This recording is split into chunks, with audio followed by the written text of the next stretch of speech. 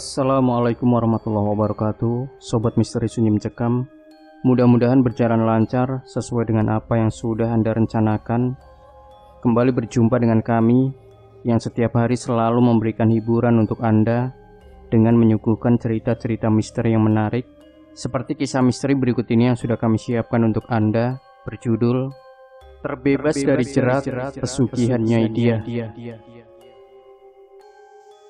Semoga kita nggak perlu lama tinggal di sini, kata istriku ketika kami berjalan menuruni jalanan menuju rumah yang ibuku pinjamkan kepada kami. Amin. Kita usaha terus, pasti ada jalannya punya rumah sendiri, jawabku sambil menggendong tas besar di pundak. Perjalanan kami menuju rumah itu cukup panjang, melalui 2 turunan dengan pemandangan kebun dan sawah. Dari jalan utama, kami menempuh 15 menit dengan berjalan kaki, sampai akhirnya sampai rumah itu. Rumah itu terletak di tempat terpencil. Pemandangan sekitar begitu asri, dengan pohon-pohon besar mengelilinginya. Tapi, ada keresahan-keresahan yang muncul. Bagaimana jika terjadi sesuatu dengan istriku? Siapa yang akan menolongnya? Sebab, rumah itu jauh dari rumah penduduk lainnya. Tapi mau bagaimana lagi? Kami tidak punya pilihan lain. Kami menikah dengan modal dengkul. Aku pun belum memiliki pekerjaan tetap. Ingin sekali aku pergi merantau ke Jakarta, tapi belum ada modal yang cukup. Untungnya ibuku dengan baik hati meminjamkan rumahnya kepada kami untuk ditinggali. Sementara pamanku juga berbaik hati memberikan pekerjaan di sebuah pasar. Itu adalah pilihan terbaik bagi kami suntuk saat ini. Konon, ini rumah warisan buyut yang belum sempat ditinggali, lantaran ibuku tinggal di rumah milik ayah. Rumah ini berdiri di sebidang tanah yang lumayan luas, namun rumahnya sendiri berukuran cukup kecil. Bagian dalamnya hanya terdiri dari 1 ruang tamu dengan meja besi tua peninggalan zaman Orde Lama, dan 2 kamar tidur di sisi kanan dan kiri. Di belakang, terdapat dapur dan kamar mandi. Catnya dikombinasi warna hitam dan putih. Pintu utama merupakan 2 daun kaca disandingkan dengan 1 kaca yang besarnya sama di setiap sisinya. Aku dan istriku memilih kamar yang berada di sisi kanan ruang tamu. Alasannya, kamar itu memiliki jendela yang menghadap depan rumah, sehingga kita merasa udara akan lebih segar di sana. Berbeda dengan kamar belakang yang dingin dan lembab. Setelah meletakkan beberapa barang, istriku langsung ke dapur. Ia membuat teh hangat dengan beberapa teh tubruk dan gula yang kita bawa. Sementara aku membongkar tas dan menaruh pakaian lemari yang papanya sedikit berdebu. Semua perabotan tersedia di dalam rumah, jadi kami hanya membawa baju dan beberapa barang pribadi. Seusai memasukkan pakaian, istriku masih di dapur. Ia kesulitan menyalakan api dari kayu bakar karena kondisi lantai yang masih tanah cukup lembab. Ya, seperti sebagian besar penduduk desa di sini, memang masih menggunakan kayu untuk memasak. Aku menunggu istriku sembari duduk-duduk di ruang tamu. Di sana aku merasakan suasana sejuk dan kesunyian panjang. Tidak lama kemudian aku tertidur dan larut dalam mimpi. Tiba-tiba, suara langkah kaki seseorang yang keluar dari kamarku membuatku terbangun. Mulanya aku mengira itu istriku, namun ternyata bukan. Perempuan itu berambut panjang. Sempat kulihat raut wajahnya masih sangat muda, wajahnya pribumi dan cukup cantik. "Kamu siapa? Kok ada di sini?" Aku bertanya kepadanya. Perempuan itu tidak menjawab, ia malah tersenyum dan berjalan ke arahku, lalu duduk tepat di sebelahku. Ia mencengkram lenganku dengan cukup erat. Hanya saja aku merasa ada yang janggal. Saat aku ingin melepaskan cengkramannya, rasanya begitu berat. Badanku terasa lunglai. Angin berhembus ke dalam ruang tamu. Rambut perempuan itu berayun. Seketika itu, wewangian meruap. Aku tidak tahu pasti wangi apa, tapi aku seperti tidak asing dengan wewangian itu. Kembang melati. Jantungku berdebar cepat. Aku mulai dihinggapi ketakutan melihat kondisi sekitar menjadi gelap, seakan-akan hari sudah malam. Aku cemas, panik dan takut. Namun, perempuan itu masih memegangi lenganku. Dengan segala macam upaya, akhirnya aku bisa menggerakkan tanganku. Aku berusaha melepaskan tangan perempuan itu. Aku terkesiap saat tangannya menjadi terasa dingin dan kasar. Perasaanku kian tidak enak. Sialnya, aku tidak bisa berbuat apa-apa selain memanggil-manggil nama istriku. Ti, Siti, tolong Akang. Teriakku memanggil nama istriku. Tapi aku tak mengerti betul saat itu suaraku benar keluar atau tidak. Sama sekali tidak ada jawaban. Aku mengulanginya beberapa kali lebih keras. Namun tetap saja tidak ada jawaban. Sedangkan suasana di sekitarku semakin gelap. Kini aku tidak bisa melihat apa-apa lagi. Tangan perempuan itu kembali menguatkan cengkramannya di lenganku. Dengan sekuat tenaga aku memberontak. Sampai pada akhirnya aku mampu melompat dari tempat duduk. Mataku terbuka, lalu kulihat sekeliling. Ternyata aku masih di ruang tamu. Matahari tampaknya juga masih bersinar di luar sana, dan istriku sudah berdiri di belakangku. Ia terkejut melihatku, sama terkejutnya denganku saat melihatnya. "Akang kenapa?" tanya istriku. Aku tersadar semuanya hanya mimpi. Mimpi gak enak. Jawabku sembari mengelap keringat dingin yang membuat kaosku basah. Aku sengaja berusaha menutupi rasa takutku. Aku tidak ingin istriku khawatir. "Mungkin Akang capek. Minum dulu tehnya," kata Siti menaruh segelas teh hangat di atas meja kaca. Segera kurai gelas itu lalu meneguknya. Siti menggeleng lalu masuk lagi ke dapur untuk menyiapkan makanan. Hari semakin gelap, sebentar lagi malam. Aku duduk lagi di kursi ruang tamu. Kutampar wajahku beberapa kali untuk menghilangkan rasa kantuk yang masih menggelayuti. Bagaimana bisa aku mengalami mimpi buruk di hari pertama tinggal di rumah ini? Semoga ini bukan pertanda buruk. Seusai makan malam di ruang tamu, aku dan Siti pergi tidur. Rasa lelah masih tersisa, aku tidur cepat, pun istriku. Tengah malam, udara di kamar semakin dingin. Hal itu membuatku terbangun. Terdengar suara kodok dan burung hantu yang nyaring memecah kesunyian malam. Tiba-tiba aku kebelet kencing. Kamar mandi cukup jauh berada di belakang, namun aku tidak lagi bisa menahannya. Dengan terhuyung-huyung aku pergi ke kamar mandi. Begitu kembali ke tempat tidur, aku mendengar suara piring dan sendok yang beradu. Aku terdiam sejenak sambil memastikan kalau aku tidak salah dengar.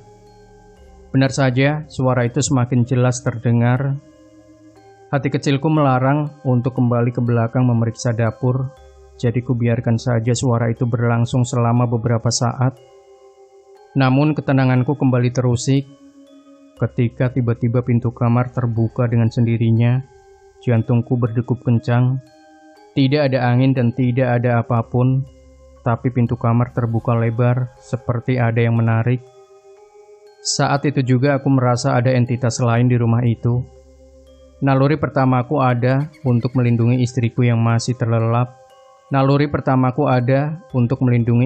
yang masih terlelap. Meski takut, aku tidak boleh gentar. Sampai akhirnya sesosok perempuan lewat di depan pintu kamarku dari belakang menuju pintu depan. Itu cukup membuat bulu kuduku berdiri. Ia sempat menoleh ke arahku sambil berjalan. Sangat jelas sepintas kulihat senyumnya. Keberanian yang tersisa dalam diriku langsung rontok, tapi aku tetap berdiri tegak demi istriku. Ku keluarkan sedikit kepalaku melalui ambang pintu untuk melihat kemana perginya perempuan itu. Nihil, ia lenyap tanpa jejak meninggalkan sebuah teror di dalam diriku. Tiba-tiba jantungku hampir dibuat copot oleh sebuah suara keras yang berasal dari dinding ruang tamu. Suara itu seakan-akan membuatku mengira tembok ruang tamu akan runtuh. Aku hanya bisa berdiri dengan wajah tegang. Lalu, sebuah lukisan yang menggantung di dinding ruang tamu bergerak-gerak. Bagaimana bisa aku tidak menyadari keberadaan lukisan itu ketika pertama kali memasuki rumah ini? Lukisan itu bergerak-gerak, lalu berhenti, tapi aku masih memperhatikan lukisan itu. Lukisan itu adalah lukisan tua berisi suasana persawahan di desa, lengkap dengan penduduk yang tengah menanami padi. Ada sekitar 6 orang penduduk yang membungkuk di tengah sawah. Porsinya tidak terlalu banyak, tapi cukup jelas. Beberapa waktu berlalu, suasana kembali senyap. Aku pun memutuskan untuk menutup pintu sebelum sesuatu yang buruk kembali terjadi. Kupeluk erat-erat istriku, seraya berdoa semoga kehidupan kami di rumah ini baik-baik saja. Di dekat rumah tidak ada musola ataupun masjid, jadi kami melakukan sholat di rumah. Suatu hari seperti biasa aku mengajak istriku untuk sholat isya. Kami segera bergegas ambil wudhu di kamar mandi. Aku buru-buru ambil air dan segera masuk karena udara dingin yang menusuk. Kami sholat di ruang tamu. Selama sholat pikiran tidak tenang karena merasa seperti diperhatikan oleh sepasang mata. Istriku juga merasakan hal yang sama. Ia terlihat gusar dan ingin cepat-cepat masuk kamar. Meski ia tidak bilang, tapi aku tahu kalau ia ketakutan. Kuperhatikan baik-baik lukisan itu. Namun intuisiku mengatakan ada sesuatu yang jahat di balik lukisan ini. Lama kuperhatikan, perlahan-lahan kesadaranku memudar. Aku seperti berada di tempat lain, mirip seperti yang terjadi di dalam mimpi. Aku bergegas menyudahinya, kususul istriku ke dalam kamar. Ia sudah terlelap rupanya. Kutarik selimut dan ikut tidur. Tak lama berselang, pintu kamar kami terbuka. Aku terperanjat dan pandanganku tertarik ke sana. Di ujung kusen aku melihat sepasang mata sedang melihat balik ke arahku. Tidak jelas wujud pemilik sepasang mata itu. Semuanya terlihat buram, seperti ada kabut pekat. Entah ada yang salah dengan mataku, atau memang situasi rumah ini berubah 180 derajat. Aku memutus pandanganku dan menyembunyikan wajah di dalam selimut. Deru napasku membuat udara di dalam selimut jadi panas. Aku berdoa sebisaku, memohon perlindungan. Tapi ketika aku selesai berdoa, sepasang mata itu muncul di dalam selimut, tepatnya di sela-sela betisku. Aku berteriak sangat kencang. Siti terbangun. "Kenapa, Kang?" katanya ketakutan. Aku tidak bisa menjawab pertanyaannya. Aku sibuk menjinakkan jantungku. Aku tak berani bilang yang sesungguhnya. Takut Siti jadi takut. Jadi kukatakan aku mengalami mimpi buruk. Aku menyuruh Siti tidur, padahal sampai subuh aku terjaga. Dengan situasi diteror oleh sosok tak kasat mata, aku harus tetap menjalani kehidupanku. Pagi-pagi sekali aku pergi ke pasar untuk bekerja dan pulang malam hari. Lelah rasanya harus berjalan kaki setiap hari, tapi aku tidak pernah mengeluh kepada istriku. Seiring berjalannya waktu, sikap istriku mulai berubah. Tebakanku ia mulai kesepian tinggal di rumah itu. Perlakuannya terhadapku jadi dingin. Kala aku pulang malam, kutemui dia duduk di ruang tamu menungguku dengan wajah marah. Saat aku hampiri, dia langsung masuk ke dalam kamar tanpa mengatakan apapun. Meja makan di dapur pun kosong. Terpaksa aku tidur dalam keadaan lapar. Pagi harinya Siti berlaku seperti biasa. Ia kembali ceria dan menyambutku dengan senyuman dan sarapan. Sangat mesra, seakan malam tadi tidak terjadi apa-apa. Aku memakluminya. Wajarlah kalau dia marah kalau aku pulang malam. Namun kondisi bertambah buruk. Siti kini mulai marah dan melempar barang-barang ke arahku tiap kali aku pulang malam. Keributan tidak bisa dihindari. Aku membela diri lantaran aku pulang malam karena aku bekerja. Tapi Siti mulai curiga kalau aku bermain serong dengan wanita lain di pasar. Aku tidak terima dituduh seperti itu. Hubungan kami mulai renggang. Aku tidak lagi menyapa dan makan sarapan yang dibuatkan oleh Siti. Pertengkaran terus terjadi dan semakin parah. Aku akhirnya pisah ranjang dengan Siti. Aku tidak bisa tidur dengannya. Aku putuskan untuk tidur di kamar satu lagi dengan beralaskan tikar. Melewati tengah malam, aku terkejut oleh sebuah tangan yang mengelus lenganku. Begitu aku berbalik, sosok perempuan cantik berdiri di hadapanku. Tidak sekalipun aku mengenalnya, tapi ia sepertinya mengenalku. Perempuan itu menggodaku dan minta ditiduri. Aku ingin menolak, tapi tidak bisa. Aku menuruti keinginan perempuan itu. Keesokan paginya Siti menemukanku tidur telanjang di kamar belakang. ia marah dan memutuskan pergi dari rumah. Aku marah terhadap diriku sendiri, bagaimana bisa aku bisa melakukan itu, dan yang lebih aneh, siapa perempuan itu dan kemana perginya dia. Seharian itu aku tidak pergi ke pasar, aku duduk di ruang tamu memikirkan apa yang baru saja terjadi. Tidak bisa dielakkan lagi kalau semalam aku bersetubuh dengan sebangsa jin. Aku bingung harus minta bantuan ke siapa. Tidak mungkin aku pergi ke orang tuaku, malu rasanya. Begitu malam tiba, keanehan kembali terjadi. Dari kejauhan aku mendengar suara musik tradisional. Makin lama terdengar jelas. Orang-orang asing berpakaian adat berdatangan ke rumahku. Wajah mereka hampir sama, pucat dan bermata besar. Aku berdiri dan berusaha pergi, tapi beberapa perempuan paruh baya bertubuh agak gemuk menahanku. Mereka melukis wajahku, sehingga ketika selesai seluruh wajahku putih, dan aku mengenakan pakaian adat serba emas. Ruang tamu rumahku mendadak berubah menjadi pelaminan lengkap, dengan dekorasi serba emas dan tamu undangan. Sosok perempuan cantik mengenakan kemben, serta penutup kepala emas masuk. Perempuan itu adalah perempuan yang semalam tidur denganku. Ia mengajakku duduk di pelaminan dan menyalami tamu yang datang. Aku seperti orang linglung dan menurut saja. Para tamu makan sesajian dengan lahapnya, sementara aku tenggelam dalam cengkeraman perempuan misterius ini. Pesta berlangsung cukup lama, sampai akhirnya orang-orang membawa obor. Ada sekitar 6 orang. Mereka semua menghampiri aku dan perempuan itu, dan memanggil-manggil nama Nyai Purnama. Itu sepertinya nama perempuan itu. Salah satu dari 6 orang itu berbicara dengan Nyai Purnama. Aku tidak begitu mengerti bahasa mereka. Namun, setelah berbicara, Nyai Purnama menoleh dan tersenyum padaku. Ternyata itu adalah pertanda kalau kami akan diarak keliling desa. Entah desa yang mana. Aku bagaikan setengah bermimpi. Kebun-kebun kosong dan hamparan sawah yang mengelilingi rumahku berubah jadi sebuah pedesaan lengkap dengan orang-orang desa yang menyambut arak-arakan kami. Aku dan Nyai Diah ditandu menggunakan semacam kereta kuda berukir naga. Namun alih-alih menggunakan kuda, para orang pembawa obor itu menandu kami. Tak kusangka di balik badan kurus dan wajah tirus nan pucat, terdapat tenaga besar menyaingi 2 ekor kuda. Perjalanan yang aku alami benar-benar magis. Aku bagai seorang pangeran dari kerajaan yang disambut meriah oleh rakyatnya. Satu persatu wajah misterius yang menyoraki kami, kuperhatikan baik-baik.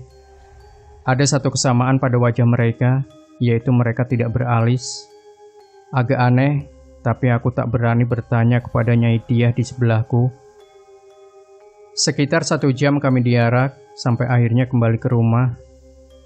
Herannya setelah diarak, aku merasa sudah sangat mengenal Nyai Diah. Padahal namanya saja baru aku ketahui tadi. Tidak lama setelah para tamu dan orang-orang pembawa obor itu pergi, kami ditinggal sendiri di dalam kamar pengantin yang sudah dihias sangat indah, lengkap dengan bunga-bunga di atas kasur. Nyai Diah melepaskan pakaiannya hingga tak sehelai pun menempel di tubuhnya. Aku pun tergoda dan melakukan hal yang sama. Hasrat di antara kami berdua tidak tertahankan lagi, hingga akhirnya kami melakukan hal yang tidak seharusnya kami lakukan. Sepengalamanku bergaul dengan istriku, aku tidak pernah merasakan hubungan yang senikmat dengan Nyai Diah. Kami benar-benar menyatu jadi satu, dan seakan-akan sukmaku disedot olehnya. Setelah kami melakukan itu, sehingga aku terkulai lemas di atas kasur, sementara Nyai Diah menghilang menjelang subuh. Ketika berbaring sendiri di atas kasur, aku masih tidak percaya dengan apa yang terjadi. Benar-benar serasa mimpi, tapi nyata. Tanpa kusadari aku menikahi seorang perempuan bernama Nyai Diah yang entah asalnya dari alam mana. Tapi aku perlahan-lahan menikmatinya. Aku terjerat olehnya, terutama setelah kami berhubungan. Tubuhku sangat lelah dan aku tidak bisa berpikir lagi. Aku langsung tidak sadarkan diri. Hari-hariku selanjutnya berjalan seperti biasa. Beberapa hari kemudian Siti pulang diantar oleh ibuku. Sebelumnya aku telah menjelaskan kepada ibuku kalau aku sendiri tidak tahu mengapa aku bisa terbangun telanjang di kamar belakang. Kukatakan pada ibuku kalau aku ngelindur, ia percaya dengan penjelasanku. Oleh karena itu ia menjemput Siti di rumah orang tuanya. Malam itu aku pulang pukul 9 malam, Siti menyambut dengan segelas teh hangat dan makan malam. Ia bersikap biasa terhadapku, mau tidak mau aku berusaha bersikap sama. Padahal di dalam pikiranku aku masih memikirkan Nyai Diah dan pernikahan yang terjadi di antara kami. Ternyata memang makhluk halus dan manusia bisa menikah.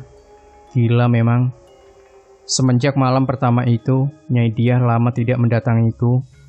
Sejujurnya aku kecewa. Aku rindu akan pelukan hangatnya.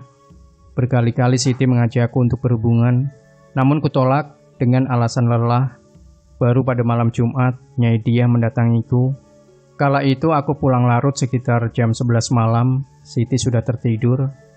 Aku menemukan Nyai Diah duduk di ruang tamu, mengenakan baju yang biasa Siti kenakan. Aku duduk di sebelahnya dan ia memelukku sangat erat. Rasa hangat dan wangi bunga melati menguar dan merasuk dalam tubuhku.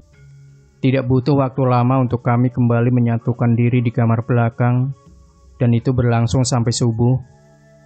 Seperti biasa, Nyai Diah meninggalkanku terkulai lemah di dalam kamar. Sebelum Siti terbangun untuk sholat subuh, aku buru-buru mengenakan baju dan tidur di sisinya. Aku terbangun ketika matahari sudah terang. Aku terlambat pergi ke pasar. Sebelum aku pergi, Siti sempat protes karena makanan yang sudah ia buatkan tidak tersentuh sama sekali. Kukatakan padanya bahwa aku sudah keburu tertidur dan memang tidak merasa lapar malam itu. Siti juga menanyakan mengapa aku tidak sholat subuh. Aku tidak menjawab dan menghindar. Kembalinya Siti tidak membawa perubahan apa-apa. Kami makin lama makin jauh dan nyaris seperti orang asing sekarang. Aku tidak merasa bersalah, biarlah seperti itu adanya. Kunjungan Nyai Diah semakin intens, terutama ketika aku pulang malam. Aku mulai kewalahan melayani hasratnya. Tapi aku tidak bisa menolak, karena aku merasa memang tugasku untuk menafkahi batinnya. Dan di sisi lain, aku juga tidak bisa mengelak dari rasa rinduku yang menggebu padanya. Aku tidak lagi menjalankan sholat 5 waktu, dan itu semakin menegaskan kecurigaan Siti. Kalau ada sesuatu yang aneh terhadapku. Sekarang, setiap kali Siti sholat maghrib di ruang tamu, Nyai Diah keluar dari dalam lemari di kamarku, dan kami menghabiskan waktu berdua. Nyai Diah tahu benar kapan Siti selesai sholat dan mengaji, jadi kami tidak pernah kepergok. Di belakangku, Siti mulai meminta bantuan orang lain untuk melakukan penerawangan terhadapku. Itu ku ketahui ketika salah seorang saudara jauhnya bernama Wak Ujang datang ke rumah kami ketika aku tidak pergi ke pasar. Aku dan Wak Ujang duduk di ruang tamu, sementara Siti membuatkan minuman. Pria sepuh itu melihatku dari ujung rambut dan ujung kaki. Aku merasa risih melihat tingkahnya seperti itu. "Bagaimana kerjaan di pasar?" tanya Wak Ujang kepadaku. "Lancar-lancar aja, Wak," jawabku. Wak Ujang tertawa pelan. "Gimana uang untuk bekal ke Jakarta? Sudah kekumpul?" Aku terkejut ia menanyakan itu. Seakan ia tahu bahwa aku sudah mulai berhenti menabung karena aku tidak ingin meninggalkan rumah itu. Aku tidak peduli ia akan percaya atau tidak. Tapi aku mengatakan bahwa bekal sebentar lagi terkumpul. Jadi nggak lama lagi berangkat ke Jakarta. Nada suara Wak Ujang penuh dengan keraguan. Secara misterius juga, ia seperti sedang membaca isi kepalaku.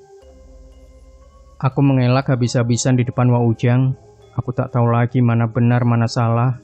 Yang penting aku menjawab segala pertanyaan Wak Ujang dengan senormal dan semeyakinkan mungkin. Perbincangan kami berakhir tidak jelas. Wak Ujang pamit begitu saja. Aku dan Siti mengantarnya pulang. Dalam hati aku berharap ia tidak kembali lagi.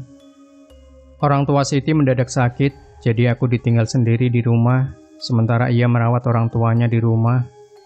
Siti adalah satu-satunya anak perempuan di keluarganya, jadi merawat orang tua sakit merupakan kewajiban yang tidak bisa ditampik. Kepergian Siti memerdekakan aku dan Nyai Diah. Kami benar-benar seperti sepasang suami istri sungguhan. Begitu pulang ke rumah, berbagai macam makan tersedia di atas meja makan, dan aku memakannya dengan lahap dan dilanjutkan dengan berhubungan intim. Keesokan harinya itu terjadi lagi dan lagi. Aku semakin kelelahan. Belum sempat mengembalikan stamina, aku harus melayani Nyai Diah. Energinya terkuras habis, sampai pada titik kemaluanku tidak lagi bisa berdiri. Dan Nyai Diah tetap memaksa aku melayaninya, seperti budak melayani majikannya. Di suatu titik kemaluanku sampai mengeluarkan darah. Nyai Diah meraung, karena baginya hal itu adalah pertunjukan spektakuler. Situasi mulai normal ketika Siti pulang. Selama ada dia di rumah, Nyai Diah jarang mengunjungiku.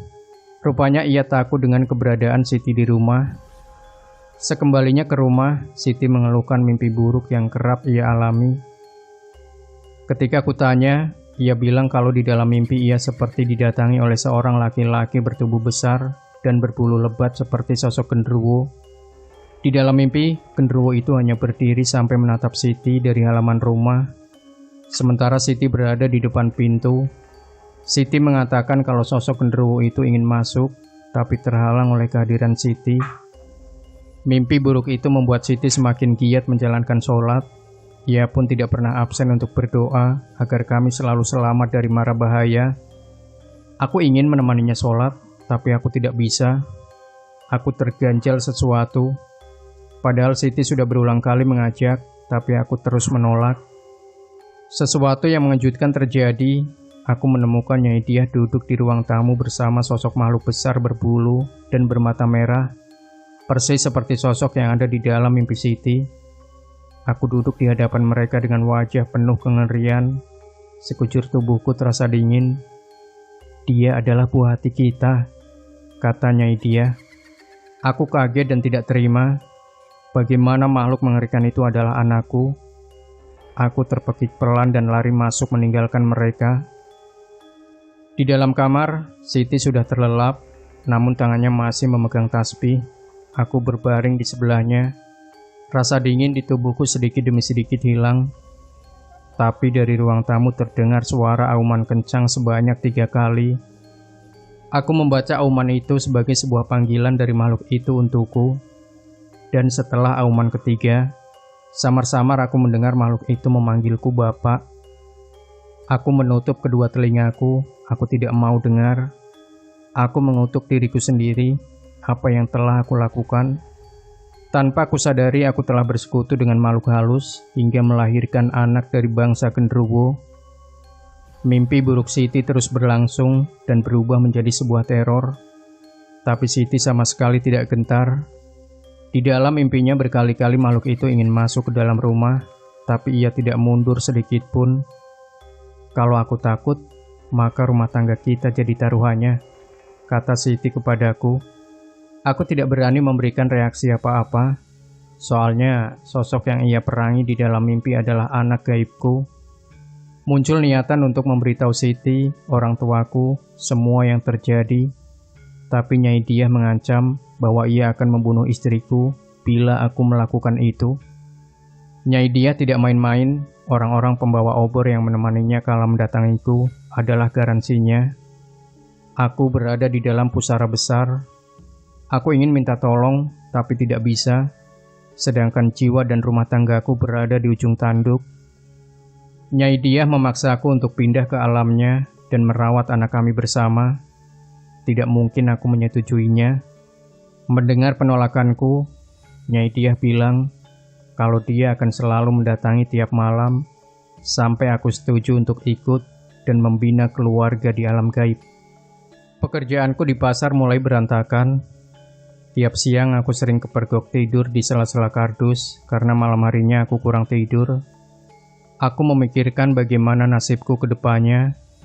Siti pun mulai khawatir dengan kondisiku, tapi ia tidak berani mengkonfrontasi langsung. Pada malam hari, Nyai Diah memanggil namaku. Tak sekalipun ku jawab panggilan itu. Mungkin itu membuatnya kesal. Dia kemudian memindahkanku dari kamar depan ke kamar belakang ketika aku sedang tidur. Aku terbangun karena ada seseorang membelai rambutku, dan itu adalah Nyai Diah. Aku ketakutan melihatnya. Ia tidak marah atas ekspresiku, dia malah sedih. Ia mengatakan bahwa ia ingin merawatku dan menjadikanku raja. Kalau perlu ia bisa mendatangkan harta agar aku bisa kaya raya, asal aku mau ikut tinggal di alamnya. Lalu bagaimana saya bisa menikmati harta itu jika tinggal di alam kamu? Tanyaku. Kamu tidak perlu berada di alamku selama 24 jam. Kamu masih bisa berbagi waktu dengan alammu, katanya dia. Bagus kalau begitu. Aku hampir menyetujuinya, namun kemudian Nyai dia mengatakan aku harus meninggalkan Siti. Ia tidak menginginkan aku bersama perempuan lain. Itu membuatku mengurungkan niat untuk berucap setuju. Biar bagaimanapun, cintaku terhadap Siti masih ada dan aku tidak bisa meninggalkannya. Nyai dia meyakinkanku kalau ia bisa memberikan semua yang aku inginkan, lebih dari Siti. Di ambang kebingungan, Nyai dia menarik tubuhku. Ia mengajakku untuk pergi ke alamnya. Dia ingin menunjukkan istananya di alam sana. Aku tidak berontak ketika Nyai dia menuntunku keluar kamar dan menyusuri jalan setapak yang diterangi obor. Malam begitu pekat, aku tidak bisa melihat apa-apa lagi selain jalan setapak ini. Namun sepanjang perjalanan, aku merasa sedang menaiki sebuah tanjakan panjang. Tidak lama setelah itu, sebuah rumah bak istana menyeruak dari kegelapan. Di halamannya manusia obor telah menunggu kami. Begitu sampai mereka menuntun ke ruang tamu, seluruh perabotannya berwarna emas, mirip dengan di pesta pernikahan kami. Di ruang tamu telah menunggu seorang anak pemuda berwajah rupawan yang sepintas mirip denganku. Apakah ini... Ya, dia anak kita, katanya dia. Pemuda itu tidak seperti yang ada di dalam mimpi Siti. Ia bukan makhluk berbulu dan bertubuh tegap yang meraung-raung seperti singa.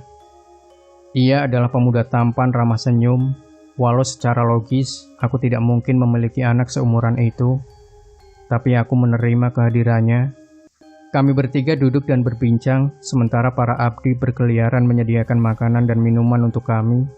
Suasana menjadi hangat dan imanku mulai goyah. Memang sudah jalan hidupku memiliki keluarga seperti ini. Lagian aku juga bisa kaya raya dan tidak perlu lagi khawatir akan masa depanku. Aku tinggal duduk berpangku tangan sementara aku terus-menerus semakin kaya. Kukatakan kepada Nyai dia kalau aku mulai berniat untuk menuruti permintaannya selama ia bisa memastikan aku kaya raya. Nyai dia meyakinkanku, kamu bisa mendapatkan harta sebanyak yang kamu mau, tapi ada syaratnya, katanya dia. Apa? Kamu harus menyediakan 1 jiwa manusia tiap tahunnya sebagai tumbal. Aku tersentak kaget, tidak mungkin aku melakukan itu. Aku tidak ingin mengorbankan keluargaku sendiri. Nyai dia membaca isi hatiku. Tidak perlu dari keluargamu. Kamu bisa mengambil tumbal dari jalan, katanya dia. Nyai dia menjelaskan kalau aku bisa menaruh semacam santet kepada calon targetku. Tumbal itu bisa berupa barang atau uang. Siapapun yang memilikinya, maka akan mati.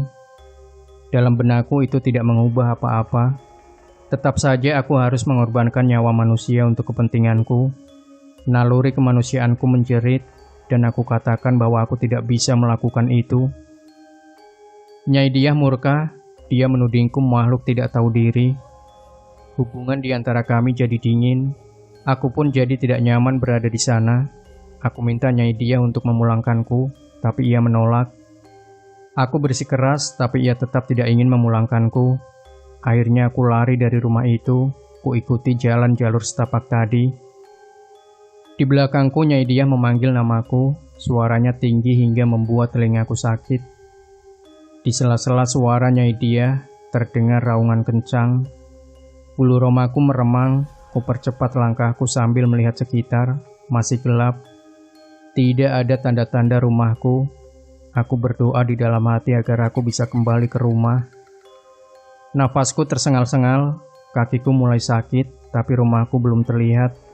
Aku memutuskan untuk berlari sekencang-kencangnya, sebab suara Nyai dia sudah terdengar dekat di belakangku. Aku berlari dan berlari sampai kakiku mulai goyah. Tidak lama lagi, mungkin aku akan tersungkur, tapi aku tidak menyerah. Suara Nyai Diah makin dekat, sepertinya ia berada tepat di belakangku. Aku melompat sejauh mungkin, berharap bisa menghindari Nyai Diah. Aku mendarat di tanah merah, cahaya obor sudah hilang. Sedikit demi sedikit kuangkat wajahku, lega rasanya ketika aku kembali ke rumahku sendiri.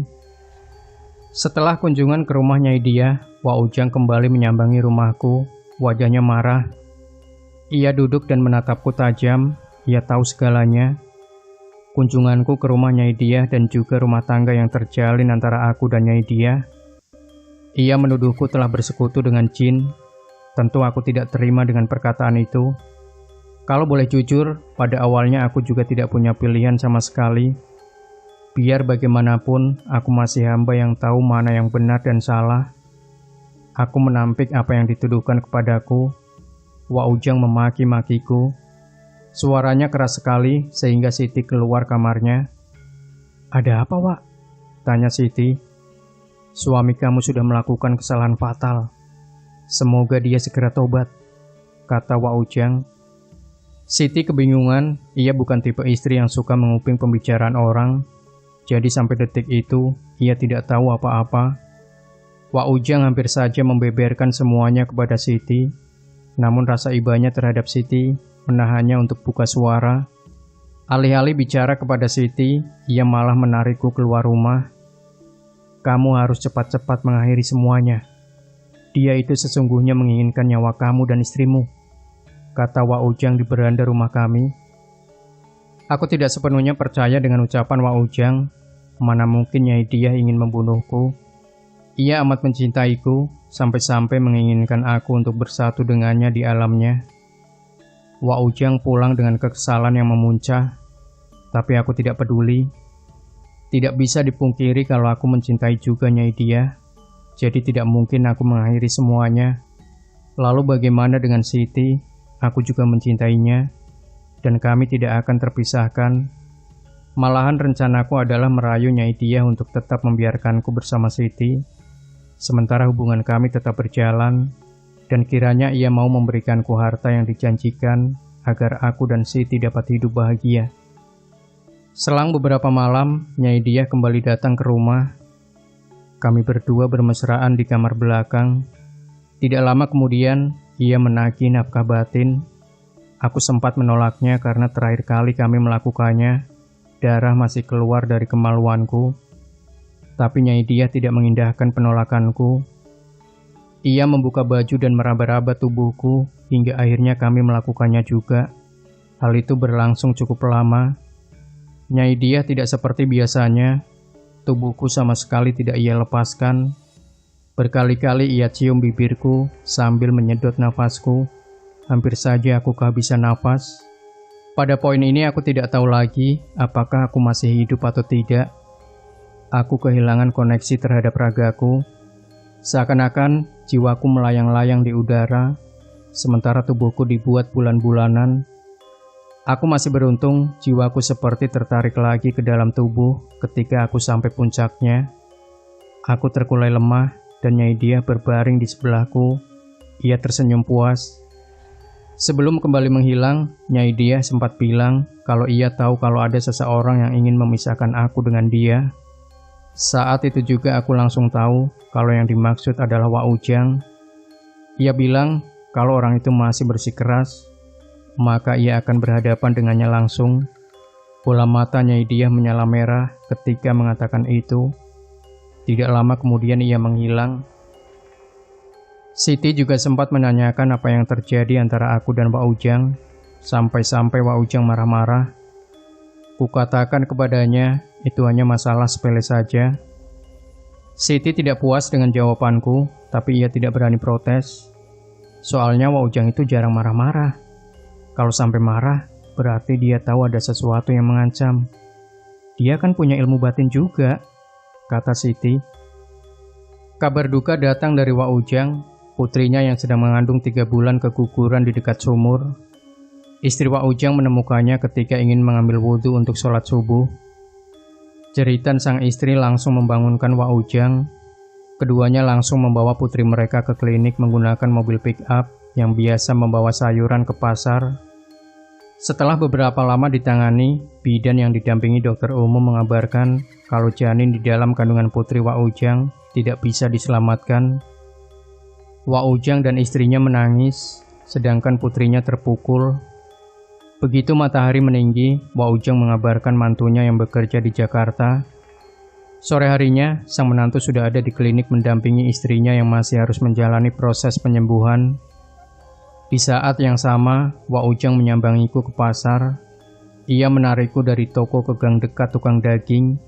Ia menunjuk-nunjuk hidungku sambil menuduh, "Akulah pembawa malapetaka di keluarganya.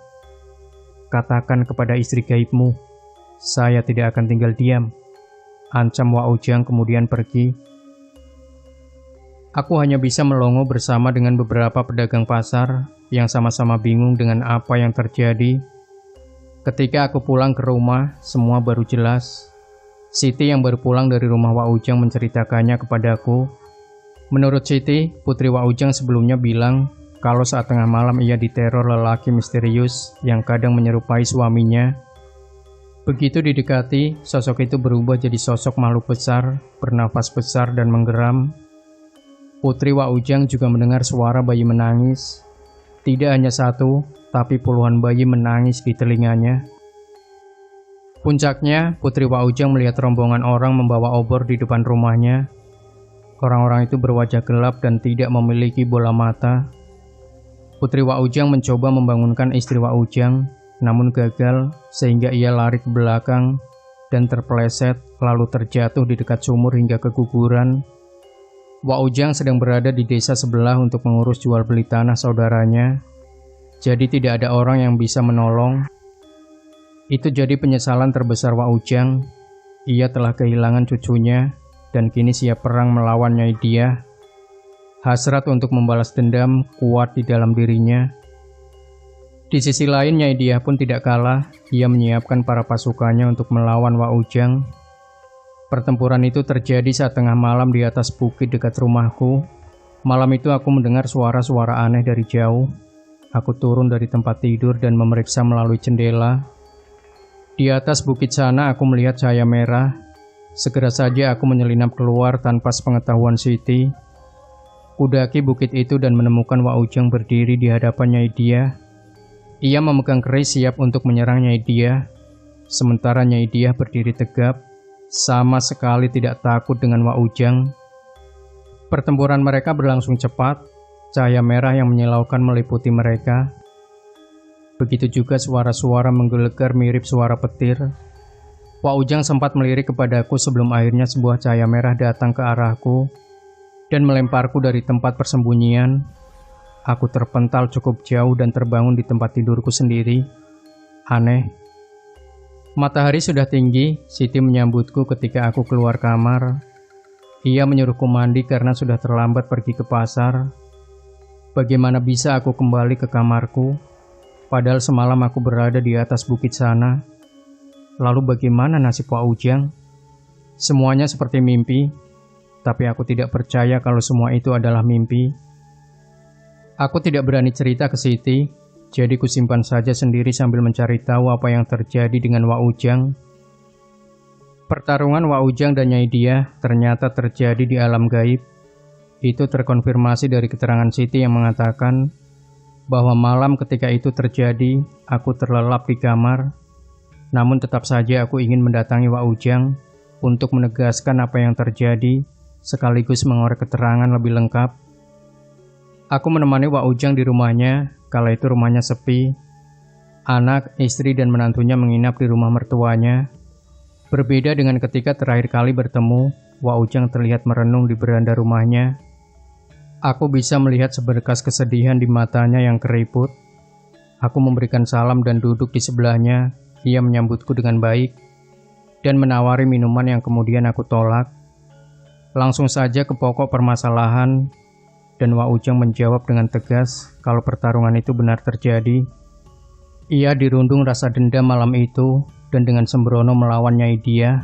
Pertarungan mereka seri, tapi akibat pertarungan itu, para demit di hutan marah. Mereka menganggap Wak Ujang telah berani lancang mengobrak-abrik alam mereka. Tiap semesta ada kode etik dan batasannya. dan saya telah melewati itu. Saya salah besar, kata Wak Ujang. Sekarang saya harus menerima akibatnya. Wak Ujang berkata lagi, entah apa maksudnya. Aku menanyakan lebih lanjut kepadanya, namun ia bilang kalau semuanya diserahkan kepadaku, Wak Ujang tidak akan ikut campur lagi. Jadi jika aku memang ingin melanjutkan pernikahan itu atau tidak, ia sudah sebodoh amat. Tapi kamu harus ingat, pernikahan itu ada risikonya, dan kamu juga harus memperhitungkan sedang berhadapan dengan siapa. Kadang dedemit itu pintar memanipulasi perasaan manusia, hingga mereka terjebak dalam lembah kenistaan. Aku diam saja tak berani menjawab. Jujur aku merasa ucapan Wak Ujang terlalu berlebihan dan tidak logis. Aku dan Nyai Diah saling mencintai, hanya saja alam kami berbeda. Dan aku yakin ada jalan tengah untuk semua ini. Sebelum aku memutuskan untuk pamit, Wak Ujang memberitahuku bahwa perlindungan yang ia taruh di rumah dan dalam diri Siti sudah ia cabut. Kini Nyai Diah bisa berbuat apapun sesuai kehendaknya. Pantas saja Nyai Diah terlihat takut kepada Siti. Ternyata pagar dari Wak Ujang lah yang berperan. Biar bagaimana Siti itu saudara saya dan saya wajib melindunginya. Namun sekarang saya tidak bisa lagi melindunginya. Nasib Siti ada di tangan kamu. Kalau ada apa-apa terjadi kepadanya, maka darahnya ada di tangan kamu, kata Wak Ujang kepadaku. Aku tidak terlalu ambil pusing dan cepat-cepat meninggalkan rumah Wak Ujang. Begitu sampai di rumah, aku disambut Siti dan kami makan siang bersama. Siti mengatakan bahwa pagi ini ia merasa punggungnya berat dan ada yang aneh dengan organ kewanitaannya. Ketika aku tanya lebih lanjut, ia mengatakan bahwa kemaluannya terasa panas, seperti terkena sambal. Berulang kali ia mencucinya, tapi tetap saja tidak hilang. Anehnya, rasa panas itu hilang tiba-tiba. Aku katakan kepada Siti bahwa bisa saja itu lantaran ia lupa cuci tangan setelah masak. Dan biasanya memang panas terkena cabai itu lama hilangnya, jadi tidak perlu khawatir. Siti pun paham dan tidak lagi mengeluh padaku. Pada malam harinya Nyai Diah datang dengan rombongan manusia obor dan beberapa wajah asing. Ia mengatakan bahwa sekarang rumahku adalah rumahnya juga, dan para bawahannya akan menjaga kami berdua agar tidak ada lagi orang yang mengganggu. Aku mengangguk saja, dan malam itu kami berhubungan lagi. Lama sekali, dan setelah selesai, giliran hidungku yang mengeluarkan darah segar. Suasana rumahku berubah total. Udara yang tadinya segar dan sejuk, lantaran berada di tengah hutan dan persawahan, kini jadi panas dan pengap, seperti kamar tak berjendela. Aku pun jadi tidak nyaman tinggal di dalamnya, tapi aku tidak bisa meninggalkannya. Tiap kali aku meninggalkan rumah untuk bekerja di pasar, tubuhku mendadak lemas, kepala pusing dan pundak berat. Anehnya, semuanya hilang begitu aku sampai di rumah. Lantaran kondisi itu aku kerap izin pulang pada siang hari, dan lama-kelamaan bosku di pasar menyuruhku istirahat saja dan tidak perlu masuk. Wajahnya tak enak begitu mengatakan itu. Sepertinya ia kesal karena aku mulai sakit-sakitan dan kerja tak becus. Mau bagaimana lagi, aku pun tak kuat berlama-lama di luar rumah. Sekarang tiap malam aku harus melayani Nyai Diah di atas ranjang. Rasa nikmatnya sudah hilang, kini hanya tinggal siksaannya. Selain tubuhku yang memburuk kondisinya, Siti pun mendapatkan serangan gaib. Secara tiba-tiba, tiap malam kemaluannya terasa panas seperti tersiram air cabai. Dan makin hari makin memburuk. Ia sampai menangis saking tidak kuat menahan rasanya. Hatiku remuk melihat Siti menangis. Benar-benar tak sampai hati aku melihatnya demikian. Ia adalah perempuan yang sangat aku cintai, dan kini ia menderita. Apa yang telah aku lakukan? Iblis apa yang merasukiku? Sampai aku tega bersekutu dengan Nyai Diah. Ini salahku, tapi Siti ikut menanggungnya. Aku marah ke Nyai Diah. Apa yang ia lakukan benar-benar di luar batas. Dengan sengaja ia menyiksa aku dan Siti. Padahal selama ini ia mengatakan bahwa ia mencintaiku. Tidak ada rasa menyesal ataupun takut di wajah Nyai Diah melihatku marah. Ia malah tertawa cekikikan. Ia bilang derajatku dan Siti itu jauh lebih rendah dibanding bangsanya, dan sudah seharusnya kami jadi abdi mereka, melayani setiap kebutuhannya bersama bangsanya. Aku terlalu lemah untuk mengamuk, dan tubuh Nyai Diah begitu kuat mencengkeramku, jadi aku tidak bisa melakukan apa-apa. Dan dalam kondisi ini pula, Nyai Diah memaksa aku untuk melayaninya di ranjang. Darah segar keluar dari hidung dan kemaluanku setelah semuanya selesai. Pagi harinya aku bersimpuh dan berdoa meminta pertolongan, dan ternyata Tuhan masih bermurah hati mengulurkan tangannya lewat Pak Ujang. Entah ada angin apa, Wak Ujang menyambangi rumah kami. Siti berbaring di atas kasur. Ia tidak bisa berjalan lantaran terlalu lemah. Wak Ujang masuk ke rumah sambil menutup hidung. Katanya ada bau bangkai menyeruak dari dalam rumah kami. "Rumah kalian sudah jadi sarang dedemit," kata Wak Ujang. Aku memohon maaf kepada Wak Ujang atas apa yang telah aku lakukan, dan ia pun dengan sangat bijak memaafkannya. "Sekarang yang terpenting adalah menyelamatkan kalian sebelum terlambat," kata Wak Ujang. Kemudian Wak Ujang membuka mata batinku agar aku tahu apa yang sebenarnya terjadi. Begitu mata batinku terbuka, semuanya jelas. Rumahku terlihat seperti rumah hantu, bau, pengap, dan gelap. Wak Ujang menyuruhku berkaca, dan aku terkejut. Tubuhku begitu kurus, dan seluruh badanku banyak luka hitam. Aku seperti habis dihisap lintah. "Dedemit memang seperti lintah," kata Wak Ujang seakan membaca pikiranku. "Mereka membuat manusia merasa baik-baik saja, padahal mereka menghisap darah manusia sampai habis." Kulihat juga Siti, kondisi tubuhnya terlihat pucat. Darah merembes dari selangkangannya. Ada dua makhluk botak bertaring berwajah setengah manusia, setengah binatang, berdiri di dekat tempat tidur. "Mereka itu yang mengerjai Siti," kata Wak Ujang. "Tidak mungkin. Siti itu kan rajin ibadah dan beriman kuat," kataku. Wak Ujang menggeleng. "Itu tidak ada pengaruhnya kalau iman kamu lemah. Kepala keluarga itu seperti pondasi rumah. Kalau lemah, maka angin kecil saja bisa merubuhkan seluruh bangunan rumah." Rasa sesalku makin kronis. Kuhampiri Siti yang sedang tertidur, dan kukecup keningnya seraya mengucap kata maaf. Wak Ujang akan membantu kami. Hanya ia sadar kalau ia seorang diri tidak bisa menghadapi Nyai Diah. Oleh karena itu, ia akan menjemput gurunya yang tinggal di Bogor. Wak Ujang memintaku untuk tidak meninggalkan Siti sampai ia kembali. Aku menyanggupinya. Tanpa banyak bicara lagi, Wak Ujang berangkat menjemput gurunya. Sementara aku menunggu dengan hati gusar. Wak Ujang baru kembali selepas maghrib, dan Siti masih belum terbangun juga. Aku takut, apalagi suara Nyai Diah terus-menerus terdengar dari kamar belakang, memanggil namaku dan mengajak keperaduan. Sebagian diriku ingin menurutinya, namun aku berhasil mengontrolnya dan tetap menjaga Siti. Takut terjadi apa-apa kepadanya. Tanpa mengetuk pintu, Wak Ujang masuk ke dalam kamar. Ia tidak datang sendiri, tapi bersama seseorang yang ia sebut guru. Aku termangu-mangu begitu melihat sosok guru Wak Ujang. Sosok ini jauh dari perkiraanku sebelumnya. Aku kira sosok guru Wak Ujang merupakan sosok sepuh dengan uban di kepala.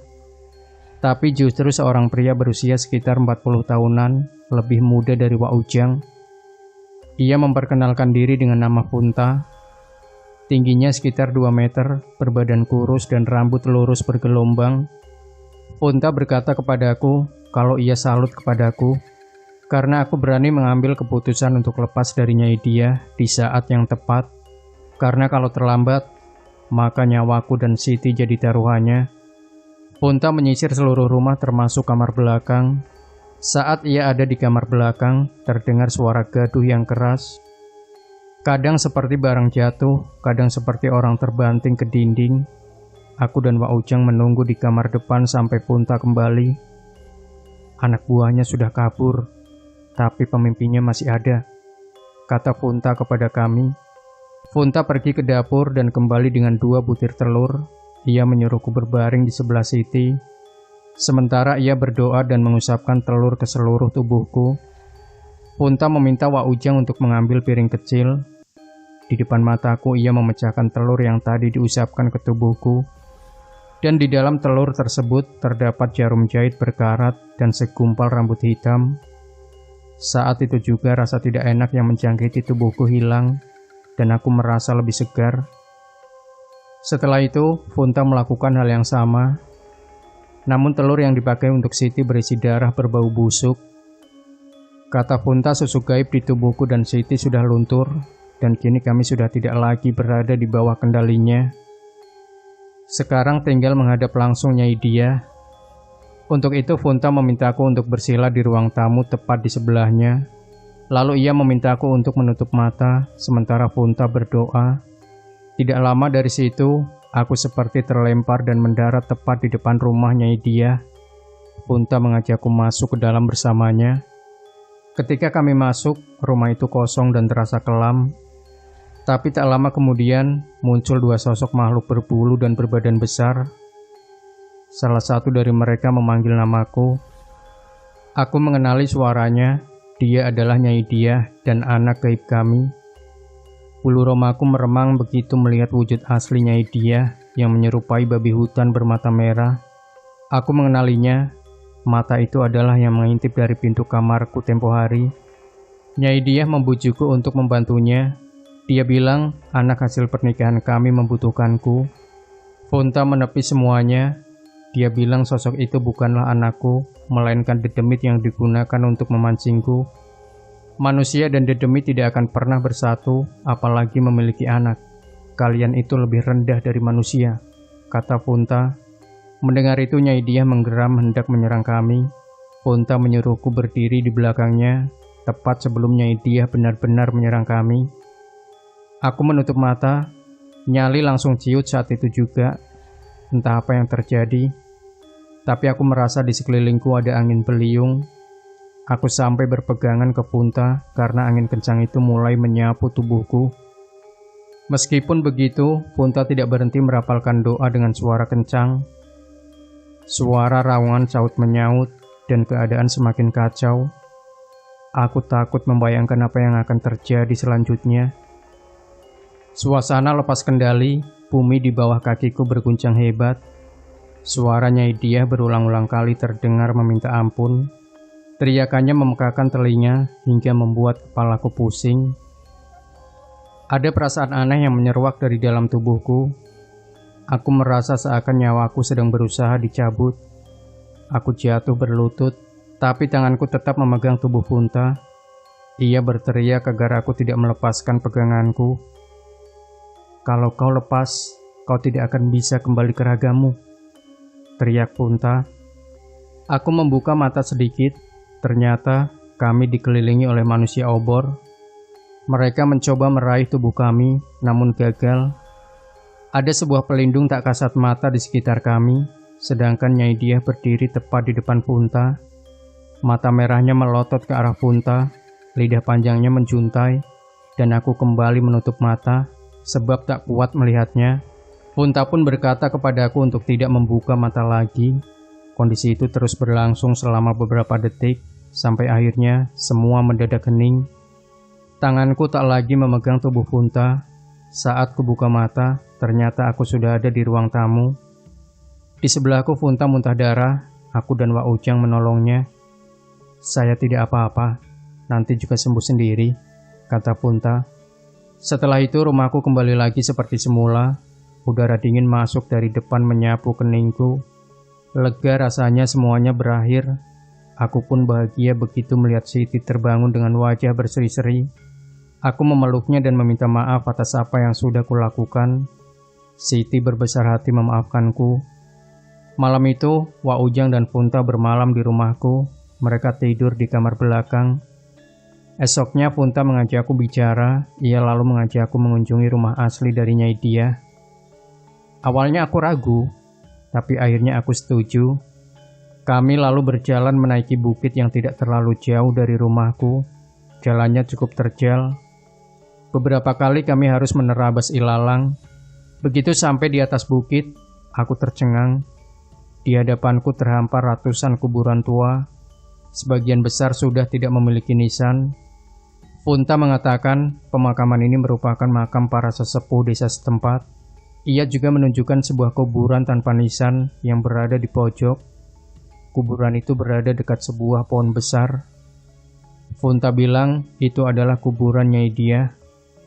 Konon semasa hidup, Nyai Diah adalah seorang dukun teluh.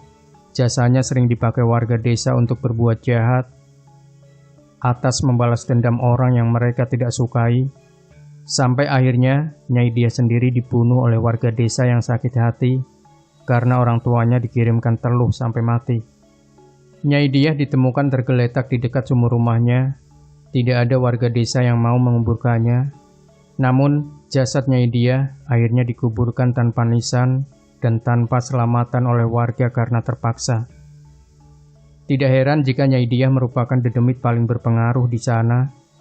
Dan semenjak aku pindah ke rumah itu, ia sudah menaruh hati kepadaku.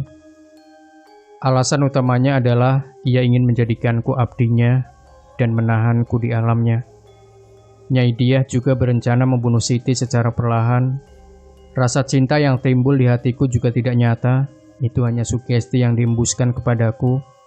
Perasaan itu membutakan mata hatiku, sampai akhirnya aku menyerahkan seluruhnya kepada Nyai Diah. Sampai kapanpun manusia tidak akan bisa bersatu dengan dedemit. Derajat kita lebih mulia daripada mereka, kata Funta padaku ketika kami memperhatikan kuburan Nyai Diah. Setelah lama di sana, kami berdua pulang ke rumah untuk makan siang. Sebelum Wak Ujang dan Funta meninggalkan rumah kami, aku dan Siti tidak lupa mengucapkan terima kasih atas bantuan mereka. Mungkin kami tidak akan pernah bisa membalasnya. 2 bulan setelah kepergian Funta, aku dan Siti meninggalkan rumah itu untuk merantau ke Jakarta. Kami tidak membawa banyak uang, tapi kami memiliki tekad kuat untuk memulai hidup baru.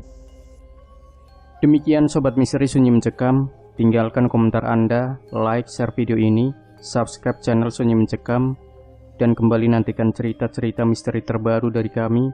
Wassalamualaikum warahmatullahi wabarakatuh.